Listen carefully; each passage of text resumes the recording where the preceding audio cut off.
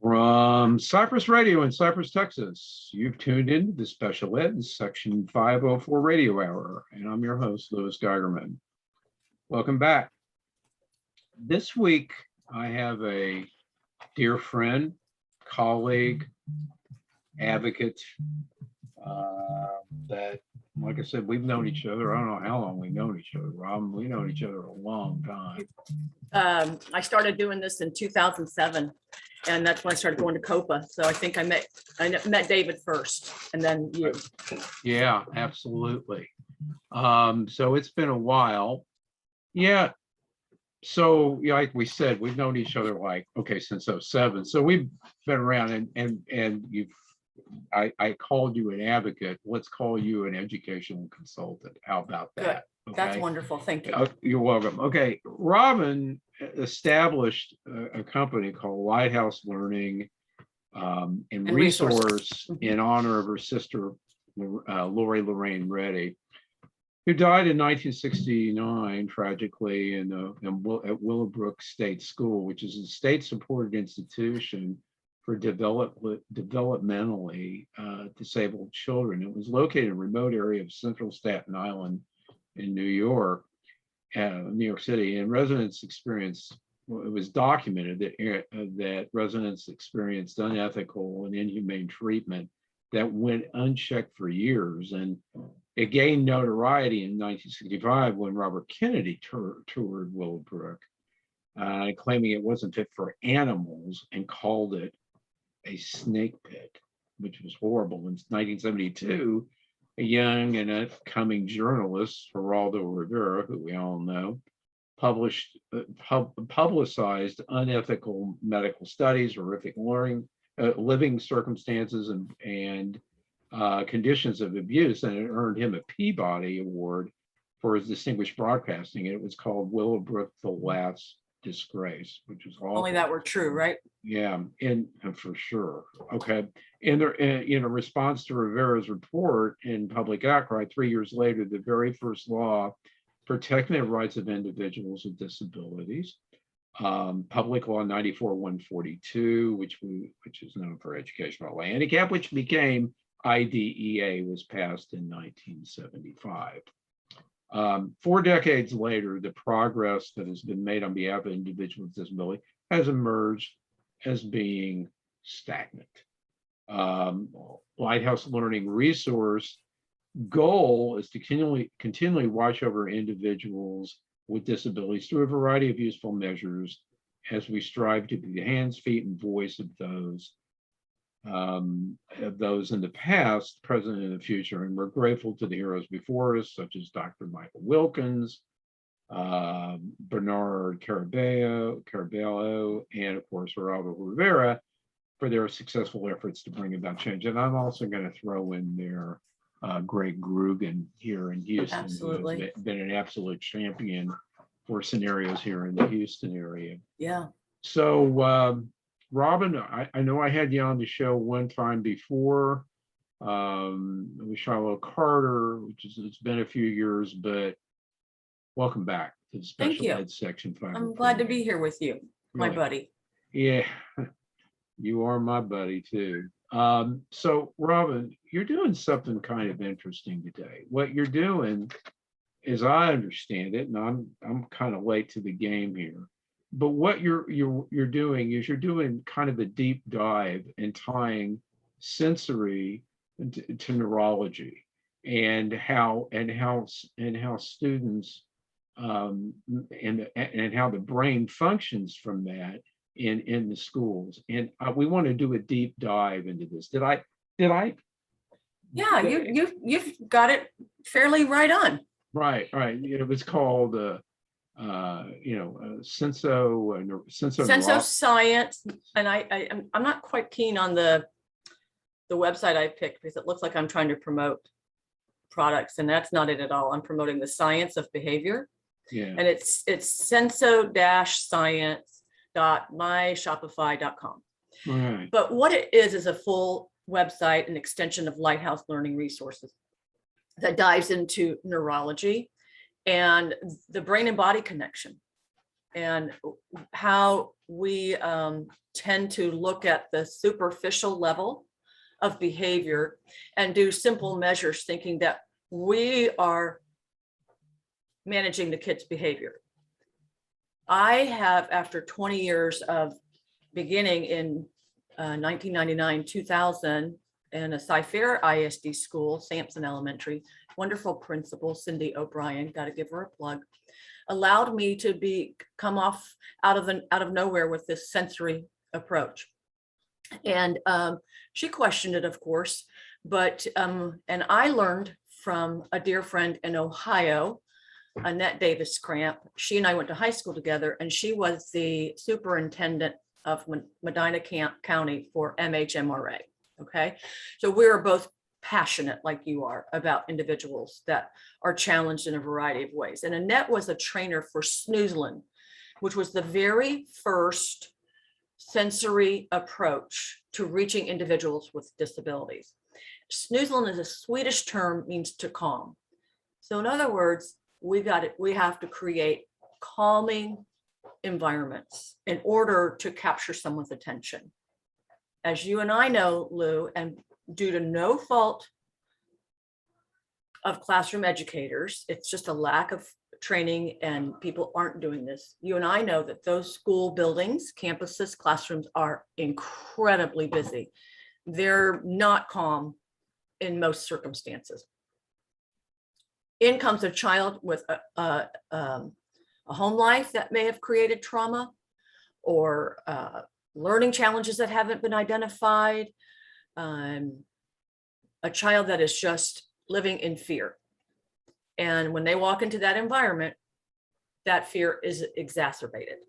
And then we start the cycle, the school to prison pipeline. And in 2000, starting to read all of the information, learning about the sensory system, and I was just really kind of looking at the surface of the actual sensory systems. It's much more deep than that, more in depth than that.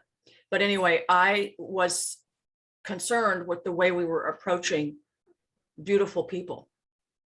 And it was really due to lack of knowledge. So no one was going to teach me. So I had to teach myself. Snoozlin started me, but then I started like a sponge. I am still a sponge. I will stay up till 2 o'clock in the morning reading because I just find it so fascinating.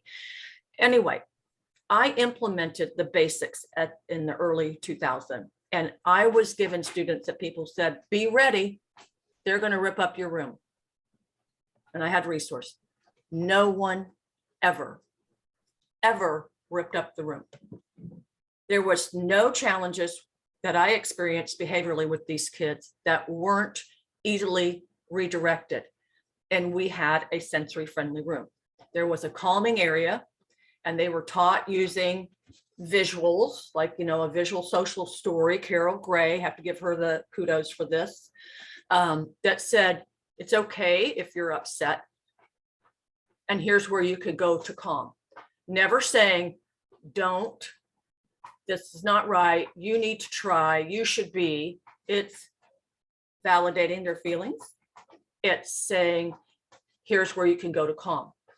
And I was stunned with how well it worked. It was my first time trying it. I had a little corner with dark curtains, no print, solid, because print stimulates. We've got the visual sensory system, which is so powerful with self-regulation. People do not understand that.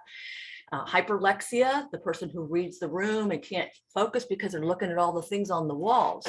So minimize, when we say in an art meeting, minimize stimuli, that means get the stuff off the wall. Get the bright paint out of there. Sherwin-Williams has a full line of sensory friendly paint. It's that deep and entrenched in research. Red will evoke anger. Yellow is calming.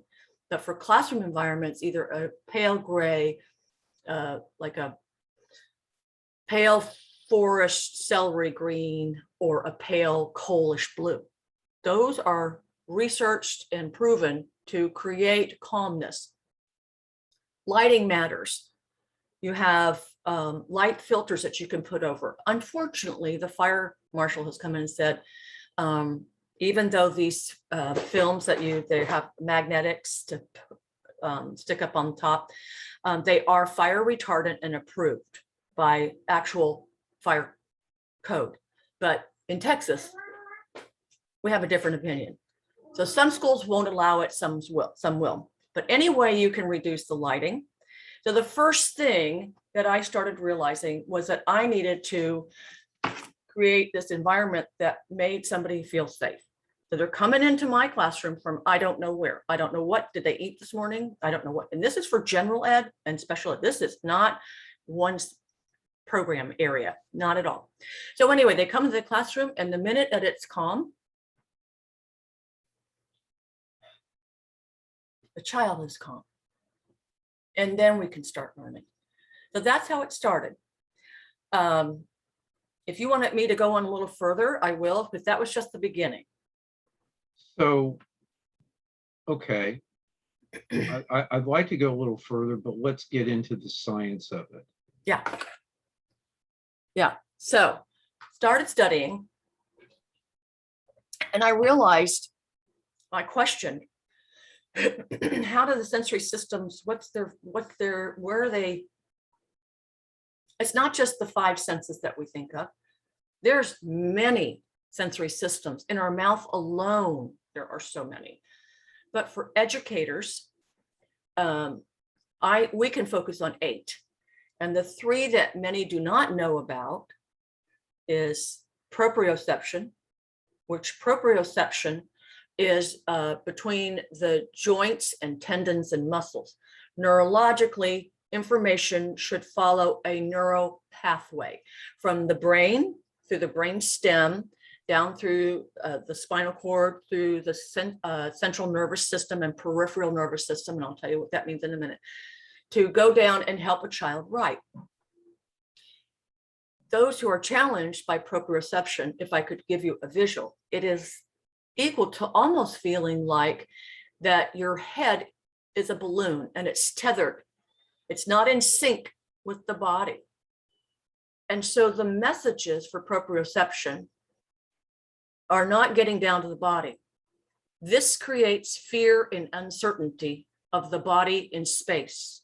And it's Dr. Temple Grandin who opened our world to this. So what you're saying, and we've had OTs on here before, it really has to do more with how the body is in space and how it's perceived in space by the individual. Right. Would that be an accurate? Yes, and it's a hidden sensory. Mm-hmm. So it's difficult for educators or parents or anybody to say, why is that kid always tumbling and falling out of their chair? Why is that kid rubbing their hands along the wall when we go to class, down from one class to another? Why is that kid touching their friends up front or behind? Or why is that kid stomping their feet? That's so they can regulate to figure out where their body is, because they're going to be clumsy. The most simple thing to do, even for a high school student, put on a backpack with a heavy book in the pack. Put it on them when they go walking down the halls, but you have to demystify, and we're going to get into that. Demystify why you need this backpack. I am a firm 100% believer and know that it will work, because I did it with my own daughter when she was in 1st grade, that you must demystify a child and give them the language of what their body is doing. If you don't know what people are asking you to change, then you can't change. If I look at little Louis, and little Louis is dragging his hands down the hallway, and I say, Louis, come over here, I want to show you something. Of course, I have a program called the Anchor Teaching Framework that completely dives into this. It's a curriculum-based program. Well, it's a framework. But anyway, I will bring you over and I will show you pictures of proprioception. We will talk about your muscles, joints, tendons. We will look at your handwriting. We will say you're pressing too hard because you don't know where your hand is in space, or you're pressing too light, whatever. We will share all this with little Louis, and we'll say, Louis, if I put this backpack on you, may I put the backpack on? Because I don't know whether there's sensory. No, I don't want a backpack on. Right. No. Good, there you go. No, I don't like you. Yeah. So we'll try something else, and we will help Louis It could be as simple as when Louis walking down the hallway that he's holding a fidget that he gets to roll. What this fidget is doing, it's a spiky roller. It sends a message all the way through. These are the peripheral nervous system is at the fingertips, and our system is so fascinating. But that sends a message all the way up to the brain to help this body-brain connection. This is all about the body-brain connection. Lots of fascinating research-supported strategies to help with proprioception. The best professional to determine what to do is the occupational therapist. You and I both know that occupational therapy, and please, big world, forgive me, but the services are woeful. And the value of occupational therapy is exceptional. And every educator should know all about what an OT does. And they unfortunately do not. And we're doing a disservice to our educators. And by doing a disservice to the educators, we're also doing a disservice to the children. So always, whatever I recommend here, you've got to check with, if you're an educator and you're listening, you've got to check with your OT. Well, as far as that's concerned, what I hear a lot is, and I make I insist that the sensory system is assessed for sure. Yeah. And what I get so many times is, well, do we need a assistance from an OT? And I say, absolutely. Yeah. Now, yeah, and the OT isn't going to be around the room 100% of the time, but the OT has got to spend a lot of time with the teaching staff to recognize where those sensory deficits are. Yeah. And if a child's sensory seeking or whatever, they need to understand how, what behaviors would facilitate, would cause, or are linked to those sensory issues and help in establishing effectively a sensory diet for these kids. Yeah. But the training piece, as you say, is a huge issue. I know I was in a meeting the other day just about this very issue. Mm-hmm. So it's really crucial. It is very crucial. And if you read the research about an OT and sensory, and you've re-listened to Dr. Temple Grandin, you're going to find out. If you don't, well, she's been a guest on this show. I'd love to talk with her again. I had her out at Cypress. She came, and then at Monarch School. Yeah, you were there. Anyway, so let me go on. So we got the cat. The cat. Yes, that's my kitty. I have 6 of them in here. So the proprioception is critical because we often look at that as someone being very, very bad and willfully being clumsy and touching their friends and not being respectful. Then that's not the case. Second to one of the other of the 3 systems that we're not aware of is vestibular. The vestibular system is an inner ear nerve. There is a vestibular nerve in the ear, and it has a little bit of fluid in there, and it needs movement to mature, to develop correctly.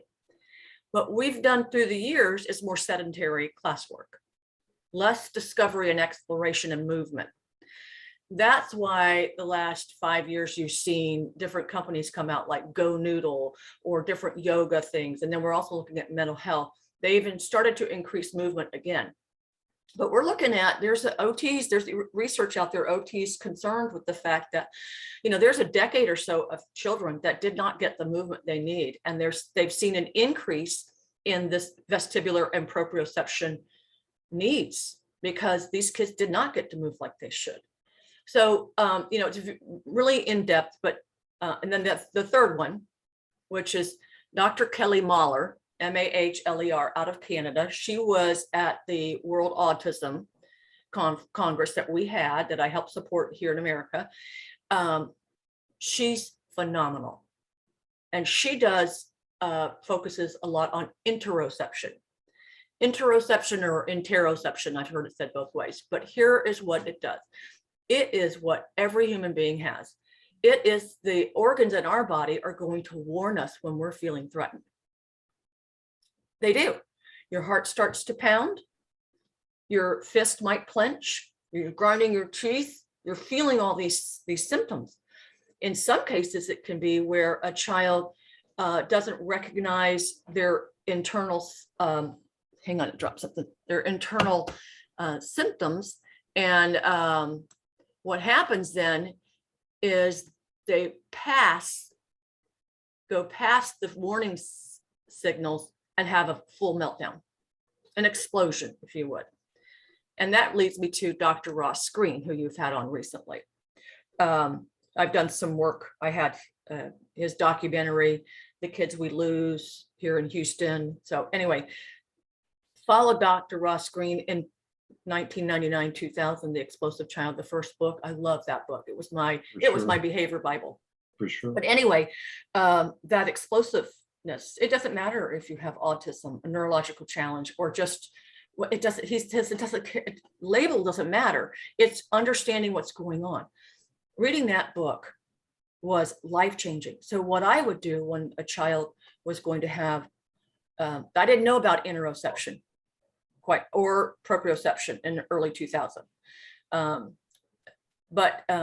No, I didn't know about interoception. We didn't really discuss interoception. Right. I did know proprioception vestibular. Anyway, so what I did know from Dr. Ross Green was keep quiet. And I would tell all the educators, and I put out, because I was the resource teacher for this school, an email that when you see Roger having a meltdown, please do not talk to Roger. Roger's going to be okay. I know what I'm doing with Roger. Roger's in a quiet area, a safe area. We're letting Roger's brain settle down. We're going to get to that piece. And so it works marvelously. Thank you, Dr. Ross Green. So I applied all of that. So interoception warns us. Vestibular and proprioception typically go together. And that's this body that looks dysregulated. We typically want to refer that child as having ADHD and then put them on medication. In some cases, that's going to be very helpful. I have ADHD, and at age 61 or 62, I began taking Strattera for the first time in my life. And I should have done it a long time ago.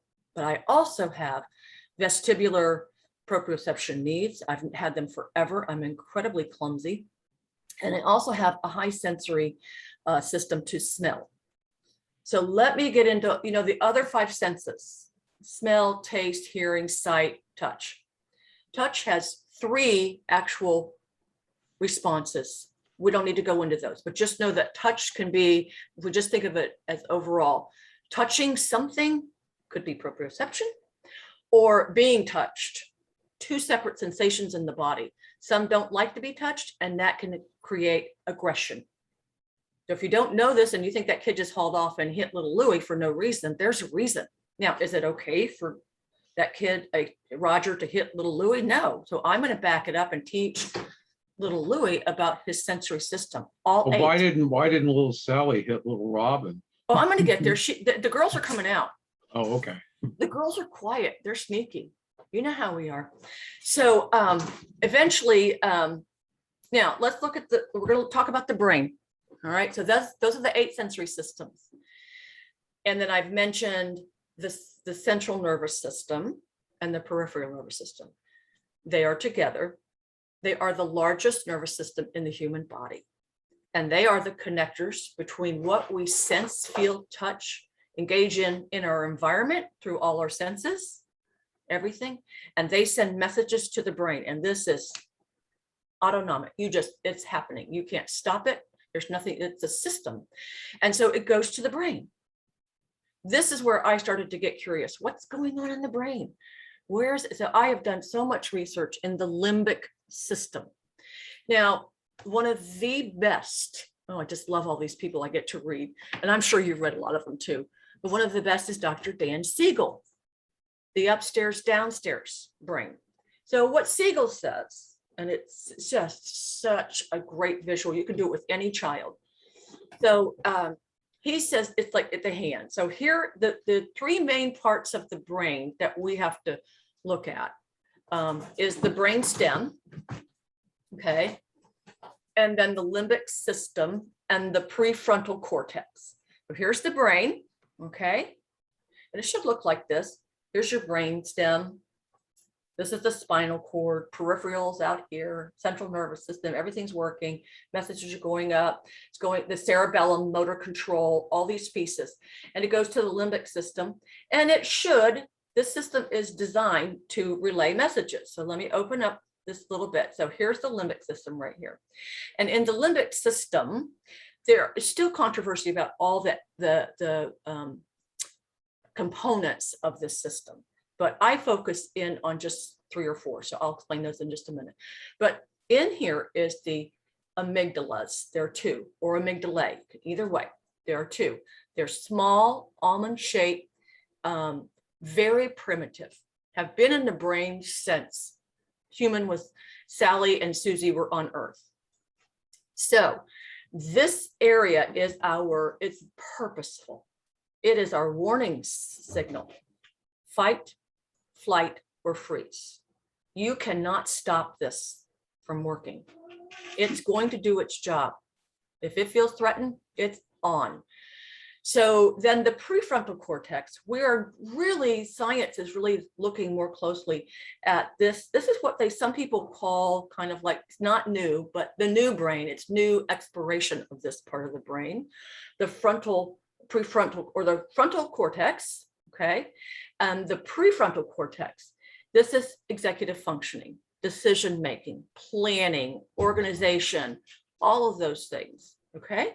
So what happens is something in my peripheral sends a message to the central, and it goes through the brain stem and up to the amygdalas, all right? And the limbic system. This is the emotional part of the brain. And what should really happen is this emotional part of the brain is triggered. And now it's supposed to communicate signals, messages, neural pathways between the prefrontal cortex and this limbic system should be going back and forth. And the prefrontal cortex's job is to help the limbic system calm. But when it can't, you have an explosion. And this is Dan Siegel's marvelous representation of what's happening neurologically. So it is a body and brain system that is triggering these behaviors. So that leads me to years ago, I started probably 8 years ago training what was called, I was trying to find a way to get educators to buy into this. And how could I do that? And so I created a little training program called Popcorn. And Popcorn was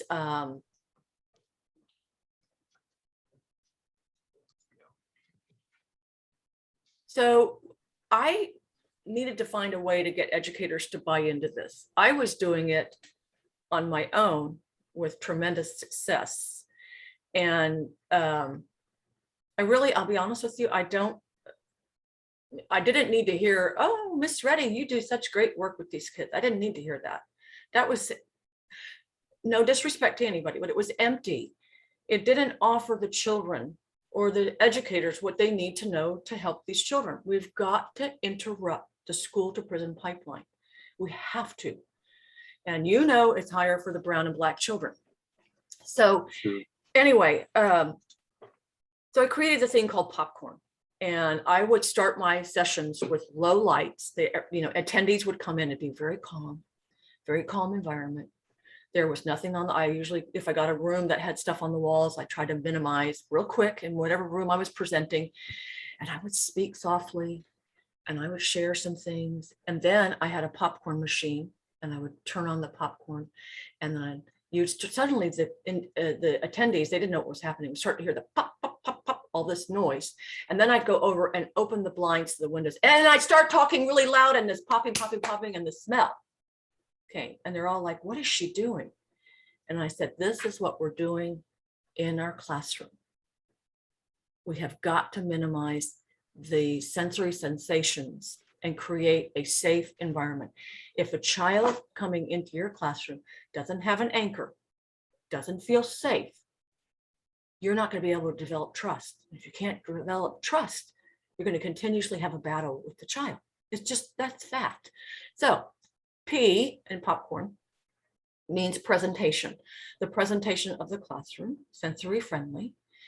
Presentation of your body. Do I stand face on to someone or do I turn myself? Many people don't understand that children with neurological differences, autism, ADHD, doesn't matter. If you come full on front in their space, what's going to happen? The amygdala is going to feel threatened. And the prefrontal cortex won't be able to do its job to stop that explosion. So I said, your body should be at a side profile talking to the child. Give some open space for that child to feel like they're not blocked in. This is a common habitual approach I use for all individuals. It has to be that way all the time, all children, until you get to know, and there's some that, whatever. But so presentation of your body positioning, your voice tone, the speed of your voice, all of this. I go through classroom and personal and thinking all the time about the individual with the neurological challenges. This is conducive for every human being. All of us appreciate a quieter environment so we can concentrate on learning. O stands for observe. Now that you have set up your room with the presentation being sensory friendly and your approach, your presence is sensory friendly, you start to observe. Look for the child that's still having challenges. So PO, presentation, observe. Now you're taking your data, classroom teacher. And I always say, just put a date, put the exact behavior you saw and the time. That's all you need. Don't write a script. We're too busy. I'm going to be honest with you. We're way too busy. Date, words that say what the behavior was, and time.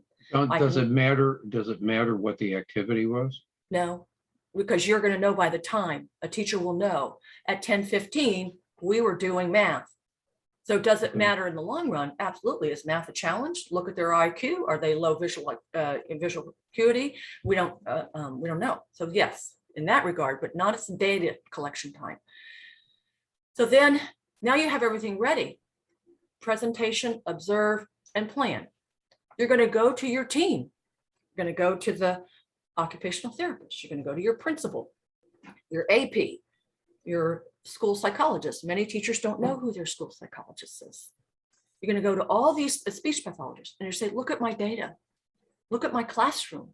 I'm doing everything that should be done to help this individual. And I'm still seeing some behaviors, and here they are.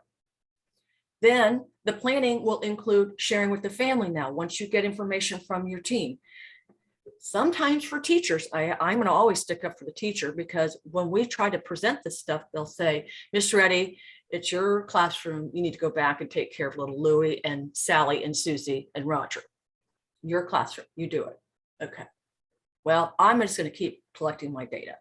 Then, so POP, now C, communicate. You're going to communicate with the parents. You've communicated with everyone. You communicate with the child. This is where demystifying comes in. The big term, my favorite. Demystifying comes from All Kinds of Minds. Dr. Mel Levine, rest his soul. One of the best, I took his, it was a 40-hour course, the 8 neurological constructs of how we process information. I took his course way back in the day at River Oaks Academy, they had it. And I walked away with so much information, still have the binder. I reference it every day. But the biggest thing that stuck with me is demystifying. If I go into the doctor and I share my symptoms, I have dizziness, losing my hair, can't keep on weight, all these things. Oh, I know what that is. And the doctor just writes out a prescription and hands it to me and I walk away. And I don't know what's wrong with me. We're doing this with children. We're having ARD meetings. We're taking you to private OT speech, whatever. We're doing this, that, and the other thing, everything for you. And there stands Sally, clueless. Sally doesn't know she has an IEP. Sally doesn't know she has sensory system challenges or learning differences. Why is reading hard for me? Do you explain the left side of the brain, the Broca's area? Do you explain these pieces? Do you explain about processing? Has the vision been checked? Has the hearing been checked? And I mean by professionals, not a screening. So we demystify. I did that with my youngest daughter, Jordan, first grade, has dyslexia. I showed her Dr. Eldo Bergman's research. She was a little tight. We talked about her Broca side area. It's not working. like it should. It's in mommy's family. Many people who were successful had or have dyslexia. Walt Disney had dyslexia. Look at Virgin, what's his Richard Branson, Virgin Airlines that just went to space. He has ADHD. These are gifts if we learn to recognize them as such, because these are some creative people. So anyway, Jordan knew right away she could say it all. I have dyslexia, my broken side of the area of the brain doesn't work. I use instruction to get it first grade. So Henry Winkler was another one. Henry Winkler, yes, amazing people. Oh, Tom Cruise, the list goes on. I shared all that with her, demystified. She just thought she was cool. So we have got to start sharing with these children. So if I have data and I can't get my staff to work with me, I can sit down with Sally and say, look, these are some issues that I see. Do you sometimes feel, one way to describe proprioception is this: if you're going downstairs at night in the dark with no lights, trying to go down the stairs, you don't know where you are. So the first thing you're going to do is what? Touch. You're going to touch things. And I'll say, Sally, that's what you're doing. We can try this backpack. Louis doesn't like the backpack, but maybe you'll like a backpack. So we will figure out what she needs. Now, I am not diagnosing her. I will not diagnose. That's not my role. But I will say, as I'm obligated by child find law and FAPE, I will say, let's try these things and see if they work. And we also can go back to the family and communicate. Sally and I had a talk today. She says she doesn't really know where her body is. Handwriting is hard for her. Now I'm going to put that over to the parent. So plan or presentation, observe, plan, communicate. For popcorn. Keep an open mind. As educators, we are rigid. We are formula driven. How do you think all these publishers have done so well with state assessments? It's formula driven. Information is input, information is spewed out. There's my formula. I did my job. But many teachers would rather be more creative. So, but teachers are formula driven. We have to have a plan. We are some of the most organized people ever. Seriously, they are. But they need to keep an open mind to look at what I'm saying, what Dr. Ross Green, what Dan Siegel, what Dr. Mel Levine, all these professionals have said to us over and over. We have to keep the biggest problem I see, though, is a lot of narcissism, where, like, I know everything. And particularly I find educators that have been doing it for 30 some odd years. I know everything. I've seen everything in 30 years or 35 years. That's a problem. And we have to break through narcissism. Yeah. And Louis, that's one of my biggest challenges and has been forever. That's why I created the popcorn piece, was trying to get their attention and take away looking at Robin. I'd rather have a bag over my head. Don't look at Robin. Don't think about Robin, that Robin knows it all. Robin doesn't know everything. Robin makes mistakes every single day. During art meetings, during raising my children, with my animals. I'm normal. Well, the setting machine on the washing machine is normal, but I'm close to it when I don't have any exceptionalities, other than all my exceptionalities make me just a regular old person in the world. So I try to take the. But you're right. It's keep an open mind. I think. Yeah, keep an open mind. And so that's why with the teachers, when I go in, I'm referenced as an educational consultant. I'm not here to battle with you. I'm here to team up with you. I believe in you, and I do. My daughter's a teacher in HISD, has a wonderful administration. There are incredible educators out here, but you're right. We do have to try to get through their barriers and say, try this, because some of these, but now there are some educators who are rigid and have been doing it for a long time that do have great command of their classroom. That's fine. But I worry about these kids that are misunderstood and they go to the next grade level. Who's going to help them? So anyway, then open mind, and R, reflect and review. Every day you should reflect and review about what you have done and what you could do better. You can reflect and review with the child. And we're going to get to this piece, which is what I promote in classrooms through the Anchor teaching framework, is that educators The curriculum is built where they are teaching everybody in the classroom about the 8 sensory systems. Everybody knows it. Everybody knows about the brain, the limbic system, the peripheral central nervous system, brainstem, you name it. But I suggest that you create 2 small stations in your classroom. One is a movement station, like this is you can balance on this, whatever. You could just even have taped X's in a certain area where the kid has to go jump on the X's. Even for high school, you have to have opportunity for movement. If a high schooler, soon to be adult, says, I learn best when I'm standing, you can brainstorm with that high schooler and say, okay, you can stand, but tell me how you're going to do that. What about your peers around you? Will your standing impede their learning? What do you think? How do we handle this? And then together, the high schooler is learning to negotiate and problem solve. You don't need to tell them what to do. You need to put the ownership of that behavior on that individual. If you need to stand, how do you plan to do that? I'm all for it. I have an open mind. How are you going to do it? Well, I'll stand in the back of the room. Okay, how do I know if this is helping you? What do we do as a team? I'm on your side, blah, blah, blah. You're communicating. All of these popcorns are going through everything. And so you're communicating with this individual because you're also teaching this individual self-advocacy. So when they get out in the big world, they're going to know who they are, that their sensory system says, I can only sit for 15 minutes, man, and I got to get up. Otherwise, I'm lost. Research shows that movement in the brain. For young kids, they need it. Go Noodle, which is a whole classroom, put it up on the smart board. Everybody can do either yoga or, I mean, it's got some incredible things, movement, but it's whole class. Sometimes somebody's movement needs are just unique, and that a whole class movement is overwhelming for someone with sensory challenges. So reflect and review. So when you've discussed with the high schooler how you're doing it, after the first week, you say, how's it working? Do we need to adjust? Do you need to be over here? Do you need to stand more by my desk? Whatever. Reflect and review. Help that person plan it out, communicate, accept, embrace, open mind. Just, you know, one thing I always say is you should always praise for effort. Because if you say, just keep trying, or I'm glad you tried, but don't do that. That's a failure. What I'm saying all the time, failure or successes, I'm just saying, man, your effort was awesome today. You chose to put effort forth. Love that about you. So moving on now, N, needs. That's needs. Our needs change daily.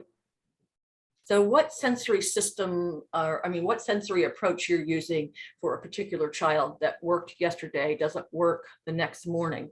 There could be something that this child has experienced the night before or in the morning.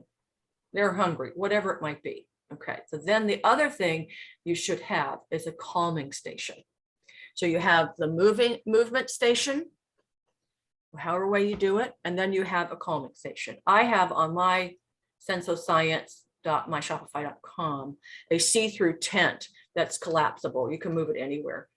But everybody in the classroom is taught how to access a calming and movement station. Go ahead, what? Well, okay, so what ages are you talking about? Having a calming station and a movement station, it's going to look different for a high schooler than it is going to be for the elementary student. You just answered the question. You're right. So how a high schooler is going to move or how a high schooler is going to take a calming break is different. And that high schooler you want to have dialogue with, because that high schooler is going to leave that campus soon. And you've got to be able to say to that high schooler, the fact that you're coming in to talk with me about this stuff is so awesome. I appreciate your effort to try to figure out what you need. You know, I want you in my class. I don't want to send anybody away. As you see here, we rarely send anybody out. We like you. I like you. I'm concerned about you. I'm here for you. Let's figure out what you need. Where could you go to calm? One of the best things to do for calming is take a drink of water. That movement in the mouth goes right up to the brain. That's all that nerves, that neural pathways and nerves working, and it shifts that perseverating feeling from the amygdala to thinking about something else and helps that prefrontal cortex do its job. Deep breathing. You can go to the grocery store, do deep breathing, bring your bottle of water. You're going to teach classroom-wide kindergarten through 12th grade. All of these strategies. Now, You know, I it's can't, interesting. yeah. Sorry, go ahead. no, I just want to say real quick, I can't go into all those details because that's in the curriculum of how that's implemented. It's a very sequential curriculum that teaches every student in the classroom. So I could look at Louis and say, Louis, your proprioception is off today. You just bumped into me and you don't even know you did. And you'll look at me and you'll say, Sally or Robin, I'm so sorry. I guess I did. I don't know. I bumped into you. I'm going to go over to the move it station and take a few steps and then come back.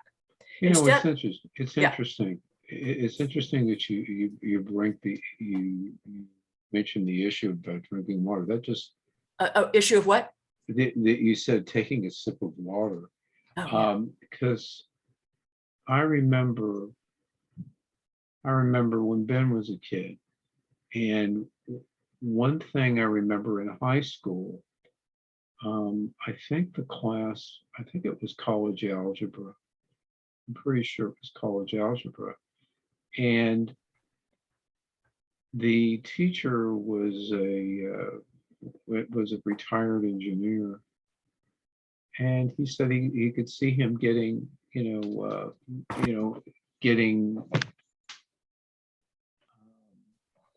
I don't know, Anxious. say anxious. Mhm. And he His said- interoception was and sending so he said, signals. yeah, he said, Ben, go get some water. And then Ben would go out and get some water and come back, and he was a different kid.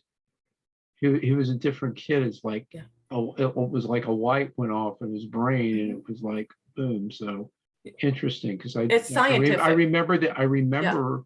Well, this guy didn't know anything about science, but he did that, and it worked.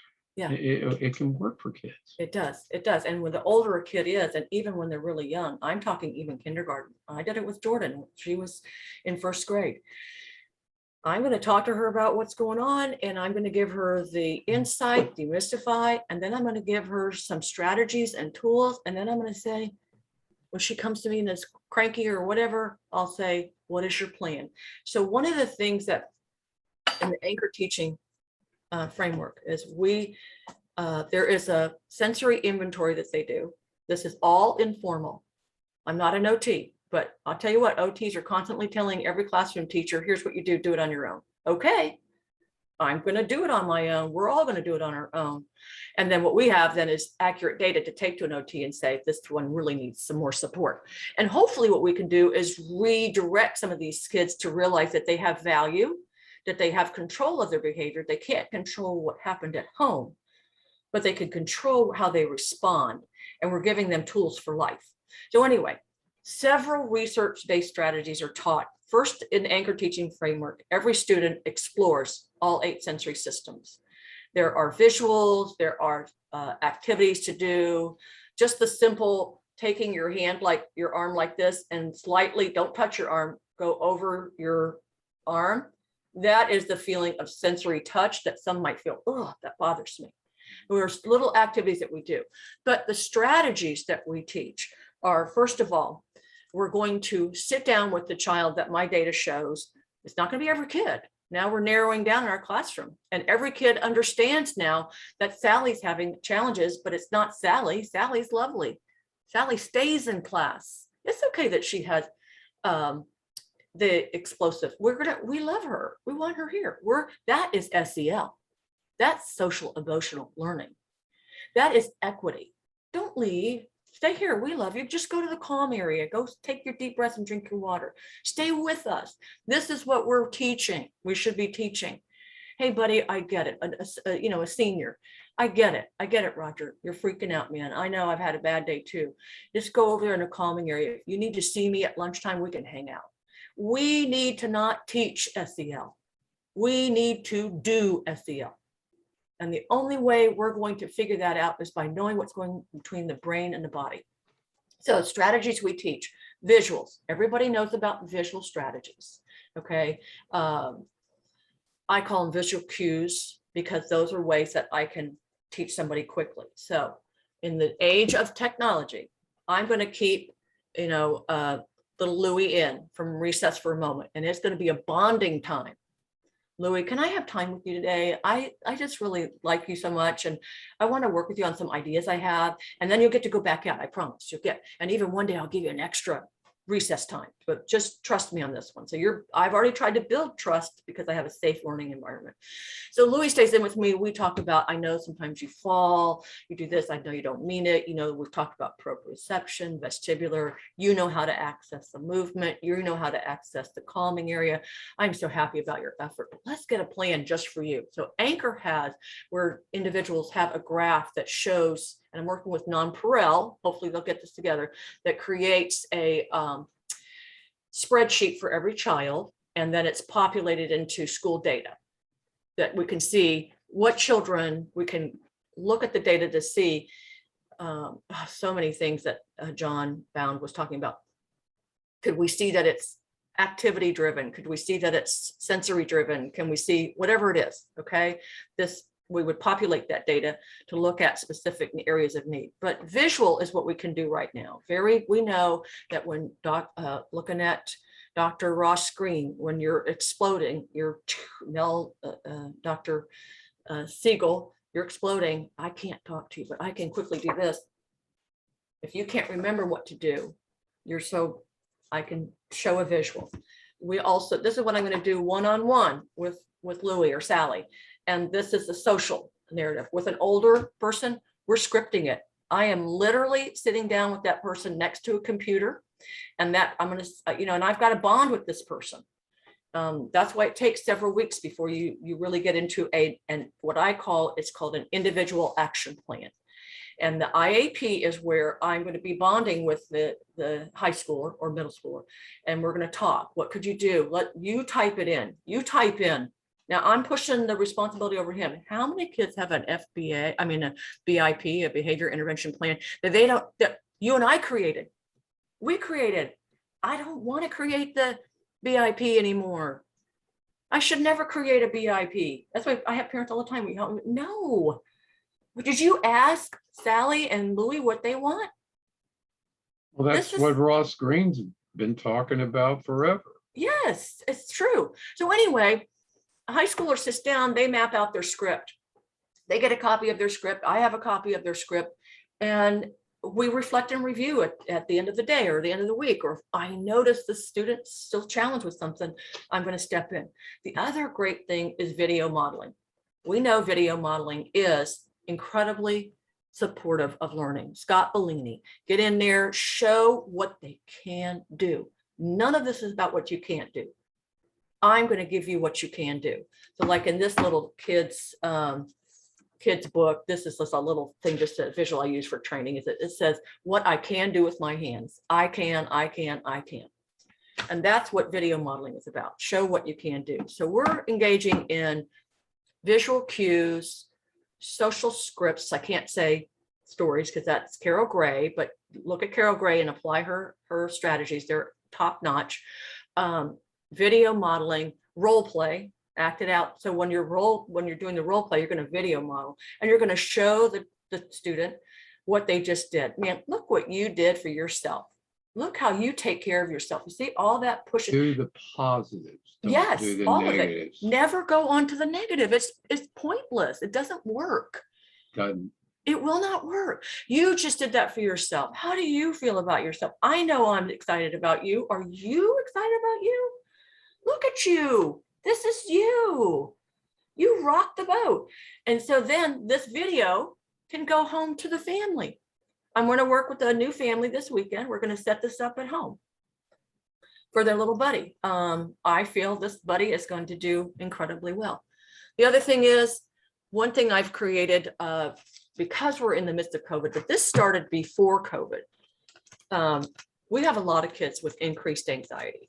So this is it's a see-through baggie, and it's on Senso Science, and it's called the Calming Kit, CK. And in the CK is number 1, and it's clear, so school districts can accept it because you can see what's nothing dangerous at all. And so in it is a little picture pocket folder, so the kid can put in here a reminder of something that makes them feel safe, whether it's something at home or something they love, an animal, whatever. So they have that in their little kit. They have a spiky roller that they can use to squeeze and feel safe. And this is taught. So the kit comes with a full protocol. It's on Senso Science, okay? And the kit explains to the child, there's some phenomenal, all the way up through 8th grade sites that actually help you teach the kid to pronounce the words of all the limbic system. Anyway, then they have this is a noodle, but it's too long. Okay, it's too long. It could be dangerous. So I want the parent, they pay for one, they cut it into thirds. So one little third piece is in the kit that they take to school with their picture. Can't really remember what else is in there. Have to think. Oh, there's this. I love this thing. This is a mesh marble. And I can carry this in my pocket. I can play with it in the hallway. None of these things are threatening. They're small. Everything that is in this calming kit is the purpose, and the brain part that you're tapping into is explained. There's also, I created this about a year or so ago, calming kit for officers. It's called OK. And we put lives above all else. And the officer's kit, OK, everyone is OK, is how do you approach an individual with neurological differences when you realize that that's going on. It's going to be hard for officers to tell. The officer has to come first. I mean, they're putting their lives out there, but there are other companies that are helping them recognize those individuals that have some kind of mental health. And so this is geared on mental health. It comes in a bigger baggie, see-through baggie. It goes in the patrol car, and it has all the protocol for the officers to understand what to do and how to approach someone. Now, officers will come at people full on, and I'm still saying, do your full on. I can't change you have to be safe. You're number one officer. I get that. But if you could just twist a little bit to help that person not feel threatened, and you hand the kit and say, look, hang on to this. I understand you're challenged. I'm right here for you. We're going to be okay, buddy. You're going to diffuse this. Open that up if you want to touch something. If you don't, hang on to it. If you don't want to hang on to it, don't. I just want you to get in the back of the patrol car, and I'm going to take care of you. We're not. So is it going to be that easy? No. But could this help? Yes. More people are doing it. And I'm working with Hope for 3 right now on getting those into patrol cars. It looks like we're going to get there. That's great. Well, guess what? We're out of time. We've got 2 minutes left. Yeah. Okay. So if you want, I'm going to ask you in 30 seconds, 60 seconds to encapsulate key issues that we talked about that parents can take back with them and educators can take back with them. Yeah. Just look at the science of all of this. Behavior is a means of communication. That's scientifically proven. You as an educator or a parent are overwhelmed too. Look at your own sensory system. Look at your own limbic system. What you learn through the Anchor Teaching Framework and what's on Senso Science, you learn for yourself. We can make a change together.